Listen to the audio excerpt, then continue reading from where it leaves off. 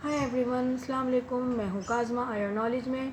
Now we are going to discuss about international political economy.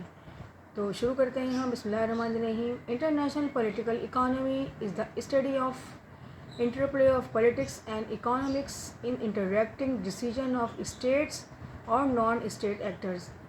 It's also known as the global political economy, is a field of study and discipline of international relations and sub-discipline of political science that emphasizes how politics shape the global economy and how economy shape the global politics.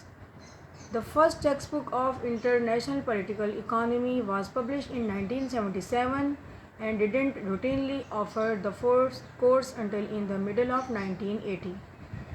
اس کو دوسرے لفظوں میں اس طرح بھی اس کو بیان کر سکتے ہیں. In the other hand the political dimension that accounts for the use of power by a variety of actors including individual domestic groups states international organisations and transnational corporations. And economic dimension that deal with how scarce resources are distributed among individuals groups and nation state. تو اس کو اس طرح ہم بیان کرتے ہیں کہ بین الاقوامی سیاسی معیشت انٹرنیشنل پولیٹیکل اکانومی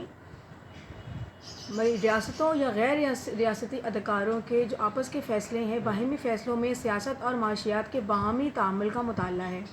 آپس میں جو انٹریکشن ہوتا ہے اس کا مطالعہ انٹرنیشنل پولیٹیکل اکانومی میں شامل کیا جاتا ہے.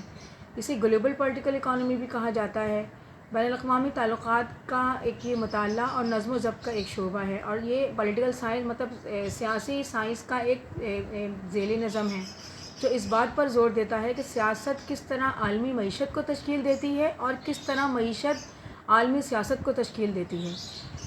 اس کی جو پہلی کتاب تھی، درسی کتاب، وہ 1977 میں شائع ہوئی اور 1980 تک اس کو مطلب as a field of study اس کو پیش نہیں کیا جاتا تھا.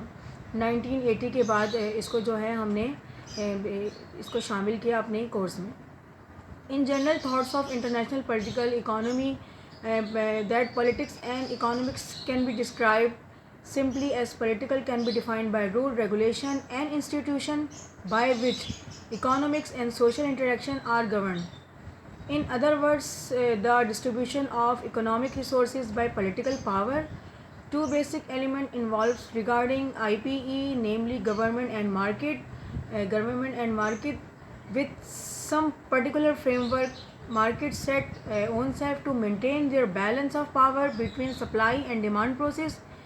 Politics and economics related to each other are played by state and non-state actors, and some political and economic organizations such as European Union, EFTA, WHO, WTO, IMF, GATT plays a vital role in the new globalized era. بین الاقوامی سیاسی معیشت مطلب IPE international political economy کے general thoughts میں، عمومی خیالات میں، یہ سیاست اور معیشت مطلب پولیٹکس اینڈ اکانومکس کو محض اس طرح بیان کیا جا سکتا ہے کہ سیاست کو اصولوں، ضابطوں اور اداروں کے ذریعے بیان کیا جا سکتا ہے جن کے ذریعے معاشی اور سماجی معاملات کو کنٹرول کیا جاتا ہے. دوسرے لفظوں میں سیاسی یعنی حکومت اور مارکیٹ کے طاقت کے ذریعے معاشی وسائل کی تقسیم دو بنیادی عناصر کے حوالے سے شامل ہیں. کچھ مخصوص فریم ورک کے ذریعے مارکیٹس اپنے آپ کو سپلائی اینڈ ڈیمانڈ مینس رسد اور طلب کے عمل کے درمیان توازن برقرار رکھنے کے لیے خود کو متعین کرتی ہیں.